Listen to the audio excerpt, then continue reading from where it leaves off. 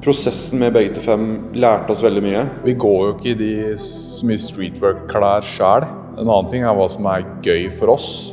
Hvis vi skal drive med det her i 3 år, 5 år, 10 år, 15 år, så kan vi ikke være avhengig av en logo. Og hente liksom mer inspirasjon fra det at plagga skal snakke for seg, og lage noe som tidløst.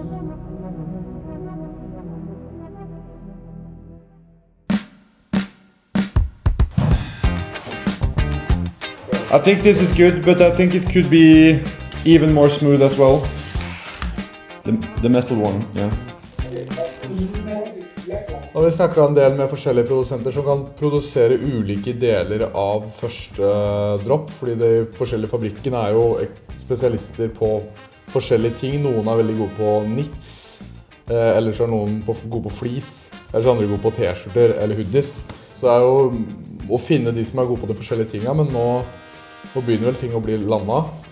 Ja, det 2 fabrikker i Istanbul, så nå ser det ut som vi skal ned til de og se den stemningen der, og ja. Ja, de gutta jo ganske gjeve da, de har laget Stone Island.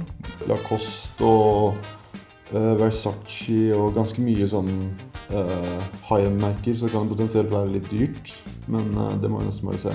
Really looking forward to have them physically. På BGT5 så jobbet vi veldig mye med design for design. Hvordan skal neste design på hoodien være? Skal man ha en stor logo, en mindre logo? Mens når vi skulle jobbe med Behrenz så var det mye mer fokus på materiale, passformen, hvordan det faller og hvordan på en måte plagget sitter, da, uavhengig av hva som printet på. See you guys! Okay. Bye! Thank you. Yeah, we talk, bye-bye.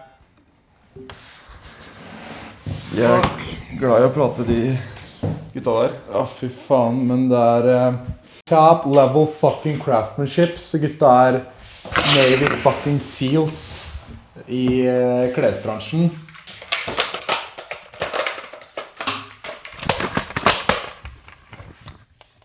Så nå vi akkurat der vi skal være. Det viser seg også at det å lage klær med bra materiale og bra fit jo enklere sagt enn gjort da. Så for å gjøre det så har vi jo samlet inn et lite spesialstyrkelag, om man kan kalle det. Julian Elmhorst. Jeg jobber til daglig som modell og med sosiale medier, hvor jeg fokuserer mye på mote. Så det blir kult å skulle jobbe med Behrenz for deres nye kolleksjoner og se hvor dette bærer da. Så det blir jo da content, å være en slags social media manager, som på en måte har ansvar for hvordan hele den estetiske looken til brandet skal være på sosiale medier, og være med å utvikle creative direction liksom. Ja, creative direction på hele brandet. Hva slags plagg skal vi ha, hvordan skal det se ut, hvordan farger, hvordan passformer. Så det jo 2 ting, men det ganske mye. Måten vi jobber med Behrenz på kontra BGT5 da, at det mye mer fokus på det helhetlige uttrykket da. Og da kjente vi litt til Julian fra før av, og han sa egentlig med en gang at han ville være en del av teamet. Julian husker jo mote. Du skal se den TikTok-feeden hans, det bare forskjellige fits og layers og merker og div. Vi jo liksom interessert i klær og sånn vi også, men han på et helt annet nivå. Ja, det jeg tror burde være i første kolleksjon basics egentlig, for å komme seg inn i markedet. Hvilke basics key da, tenker du? Sånn type knits som gjelder der liksom, eller sweatshirts eller hoodies? Eller? Zip hoodies, t-shirts. Knits veldig bra, og noen polos da. Ja, hva det som hot om vinteren liksom? Det cardigans. Cardigans dritbra. Og så ser du hvordan patchen på ryggen liksom. Det dritfett. Min strat fremover blir bare egentlig å kjøpe det Julian sier hot og fett. En annen ting vi gjorde for å samle inn data, for vi veldig redde for å sitte der og mene veldig mye om at den cardiganen perfekt, mens hvis du hadde spurt folk på gata, så hadde de ment motsatte. Det veldig fort å få sånn tunnel vision når man et lite team. Da det veldig nice å kunne bruke Oscars kanaler til å få på en måte mer representativ feedback da. Vi la ut en story på Oscars Insta. Vi har fått over 4000 svar. Hvor mye penger de bruker, hva de foretrekker å kjøpe, hvilke farger de kjøper, hvilke passformer de liker, hvilke butikker de handler fra, om de handler på nett eller butikk. Hvilke influensere de henter inspirasjon fra når det kommer til klær. Det mange som svarer Julian faktisk. Flere enn som svarer Oscar. Ok, men kanskje jeg har blitt et moteikon? Ja. Uten å tenke over det? Ja, så blir det kult, for neste steg nå er jo, som jeg forstod på Jørgen, at vi skal stikke ned til Tyrkia, teste litt tekstil og få se litt hvordan de jobber der nede. Vi hadde jo masse Zoom-calls med de fra Tyrkia, men man må liksom være i samme rom for å få kommunisert akkurat hva man vil ha, da, i hvert fall med Julia som skal ha det så på detaljnivå. Og når vi først skulle gjøre det, så var vi jævlig gira på å gjøre det ordentlig. Så derfor ble det jo turer ned for å møte med produsenter og... Oscar, I know you from the pictures. Yeah, I know you. Nice to be called. They are coming from Norway. Sorry. Man skal først og fremst etablere et vennskap. Og det er sånn man gjør business i utlandet. Da stikker man ned, så drikker man seg pære drita med de man skal gjøre butikk med. Og andre kveld så går man gjennom business.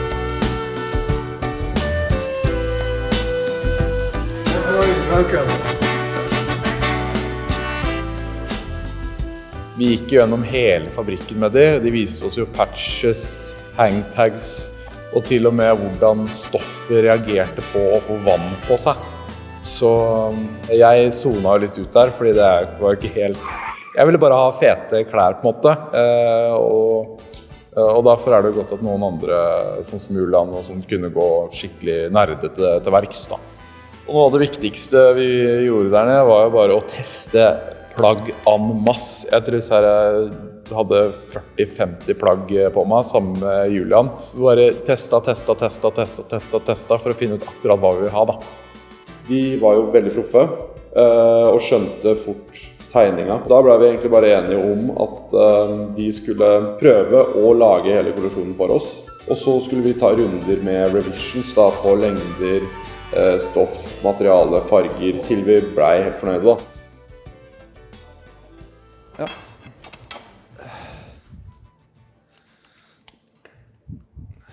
Nå er vi i Sky og har endelig fått samples. Så da kan du se gutta i gang. Her er vi banker. Og blir det wife-beater, eller? Nei, jeg bare tenkte sånn, what the fuck? Er det en banker? Det er tungt stoff, ass. Check backprinten her, da. We are some hot shit. Ok, det er en large av hver her, og så vil jeg begge tester alt. Oskar, hvis du tar denne. Ja. Da er vi på large svart zipper-remma med berens foran, ingenting bak.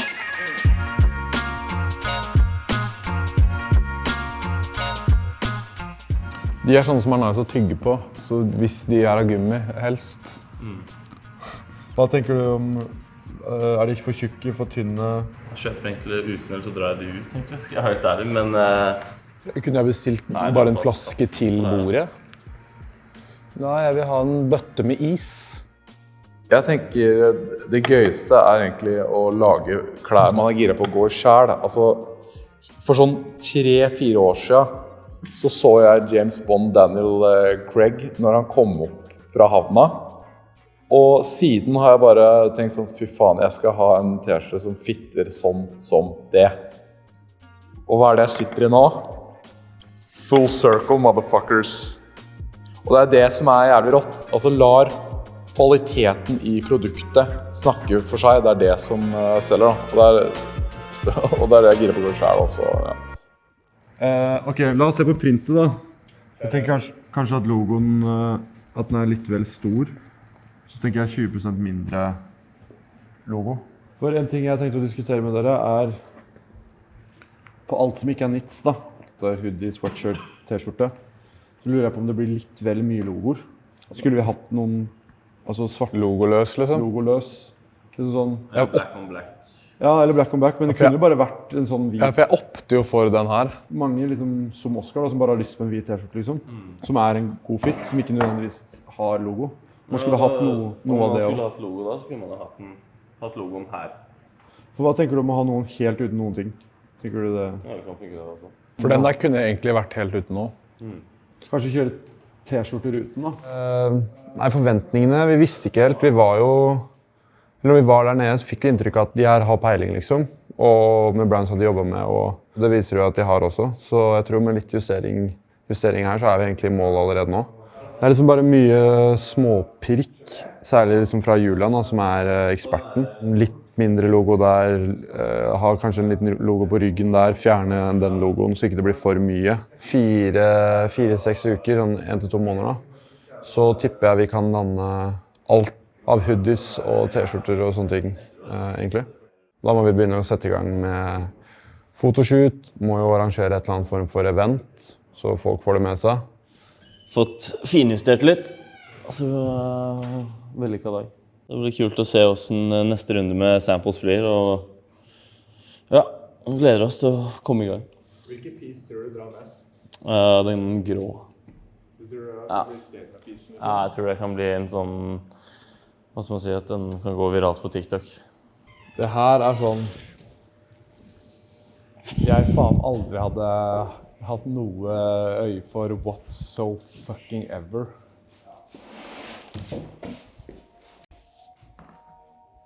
Skal vi se, her det noe første logoene.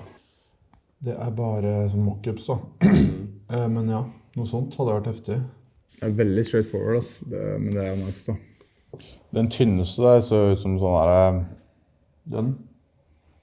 Ja, sånn, den der originalteksten når du begynner å skrive på Word. Så litt klein ut.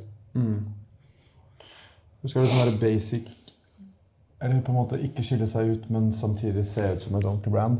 Men det må være litt boldere, føler jeg. Ja, det akkurat det. Og det når man får litt mer sånn bold rich, liksom. Den gjør jo det. Altså, fortune favors the bold. Ja. Vi må ikke glemme det. Ja, for jeg digger den der. Hvis du får klærne i deg, det ser jo faen så expensive ut da. Ja. Det ordentlig sånn Mr. Porter-shit, ass. Ja, det det. Ja, logo kommer veldig an på piece da. Sånn som hvis det et sånn piece, så det jo mye bedre uten logo. Ja, akkurat det. Sammen med den der 19 der. Det ikke noe vits med logo på det. Det blir alt for skriker bare. Etter en del frem og tilbake så det egentlig den her vi har gått for. Vi spurte også på Instagram-kanalen til Berens. Spørsmålet sånn, skal man ha stor eller liten logo? Det bare sånn småting på en måte. Men det kult å høre hva folk synes. Jeg tenker vi må se alle plagg her 100%. Ikke bare regne med at de klarer å lage t-skjorta 2 cm kortere. Ja, det Word da. Nei, man må jo liksom få med seg litt frem og tilbake, liksom. For det så jo det de tenkte var ikke akkurat det vi... Nei. Jeg har gått i den perfekte t-skjorta og den perfekte genseren, og det Word. Nå ser dere old school TikTok in the making. Nå har jeg holdt på 15 timer i døgnet før. Da her inne, nå selvfølgelig en gås. Slipp meg! Nice, Håva.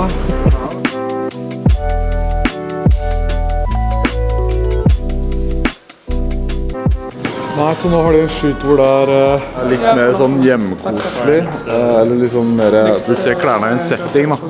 Later som at jeg vet hva jeg driver med. Det later som. Du klarer å lure meg i hvert fall. Ja, da det greit. De vi jobber med kjenner jo Mike litt fra før av.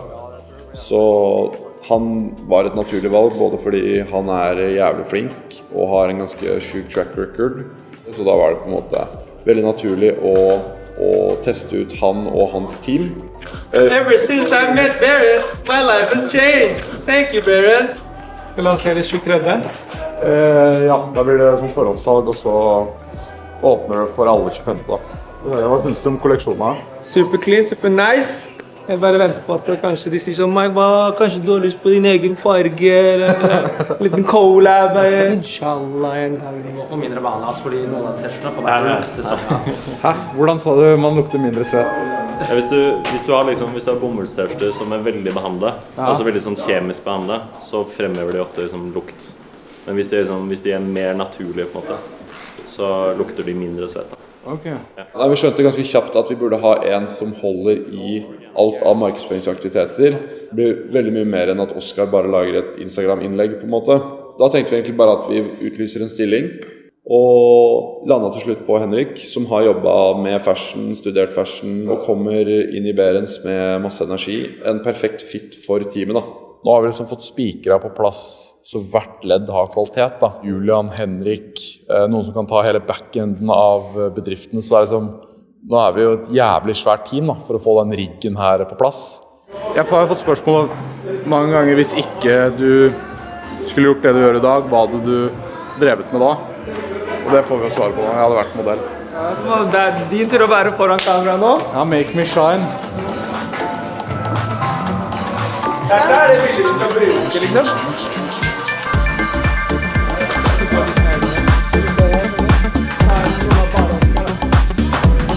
Kom igjen, der da. Hva mener du? Jeg liker det. Par i t-skjorta også.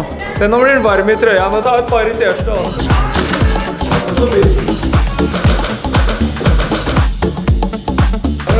Nå har vi produktbilder til Cardigan. Da er det bare å skyte ut linken. Shooten gikk egentlig veldig, veldig bra. Vi jobbet med 2 nye modeller som fungerte veldig bra og føler treffer som er liksom den typen som vi ønsker at brandet skal representere. Og all over, hvordan synes du det har gått i dag da? Kjapt. Enkle klær å jobbe med. Fine klær. Det er jo enda noen uker, men hvor lang tid tror du det tar før vi får sett sluttprodukt og sånn? Det er på uka, neste uke. Tipper jeg ganske mye skal gjøre. Ja. Nei, håp for lanseringen er jo at det blir tatt bra imot da, at folk synes det er kult. Nå har jeg lagt litt hjerte og sjel i det, og derfor så kunne jeg ikke dy meg heller. Jeg la ut en liten sånn subtil, sneaky story hvor jeg gikk i den ene cardigan-genseren vår. Jeg la ut baiten, og det var flere som beit på og sa sånn, hvor er genseren fra? Hvor er genseren fra? Så da tok jeg en liten seier. Ja, nå har vi kommet dit at vår jobb er gjort, så vi får bare se hva folk synes. Føler at vi kan stå inne for det her, og er veldig, veldig fornøyde. Og nå så er jeg jævlig happy, ja. Jeg tenker det er en bra pekepinn at jeg girer på å ta med meg klærne hjem selv. Og Jølle sier sånn, nei, det skal de modellene ha til den shooten, så du kan ikke få dem enda. 8 måneder senere har vi endelig landet kolleksjon. Det har vært mye frem og tilbake med Tyrkia og whatnot, men sammen med Julian så har vi bygd den opp fra grunnen av. Så jeg tenkte å gå gjennom hvert enkelt plagg, og kan jo begynne med hva som er, så langt i hvert fall, kanskje min favoritt. Og det er fordi den er jævlig cozy, og den er fittebra. Jeg ser breiskuldra ut i noen bilder jeg har sett av meg igjen.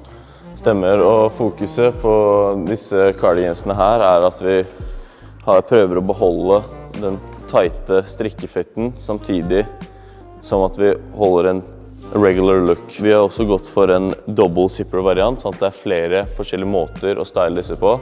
Så det er en perfekt piece for å liksom elevate outfiten din. Den passer perfekt under en frakk, en jakke, eller akkurat sånn som Oskar bruker den der, helt plain.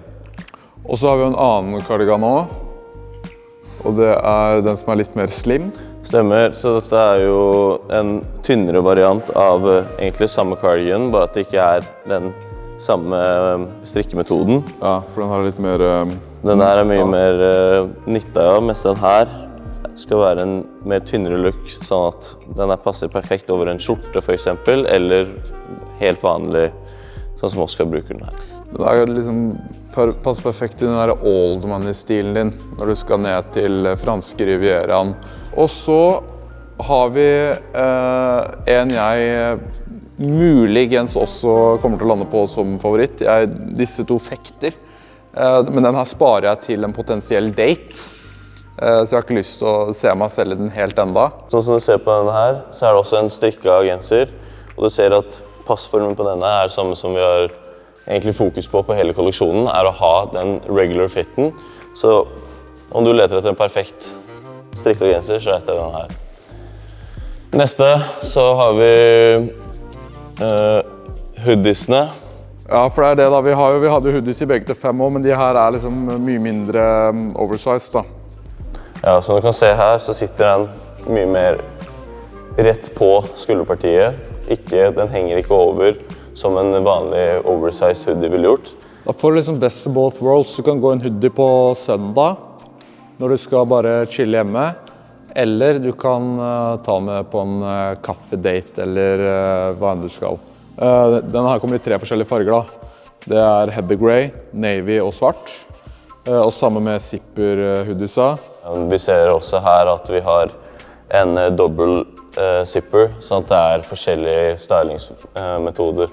Og så har vi, ja det er vanlig sweatshirt da, som vi har i Heather Grey og Navy. Andre genserne vi har, dette er en mer vanlig sweatshirt. En perfekt genser om du bare har lyst til å ta en chill dag ute på byen eller whatever. Ja, passer liksom til alt. Så neste er jo langsliven. Her også har vi egentlig fokus på bare å ha en perfekt layer piece. Men her så kjører vi logoen mer nøytral, mer på ryggen. Logoene på begge til 5 var veldig up in your face. Mens her skal de gå mer subtilt da. Dette er en perfekt layering piece. Den passer perfekt under hoodien, under zip-hoodie, under egentlig alle plaggene vi har. Denne her er jo også har vi også i svart også, så man har forskjellige farger å velge mellom. Så har vi regular tee i da Heather Grey. Stemmer. Denne her har vi også i mørkeblå, svart og hvit også, så det er mye fargekombinasjoner å velge mellom. Denne her har vi ikke noe logo på. Du skal kunne layere den under en zip-hoodie, under en blazer, egentlig under hva som helst, uten at logoen forstyrrer deg da.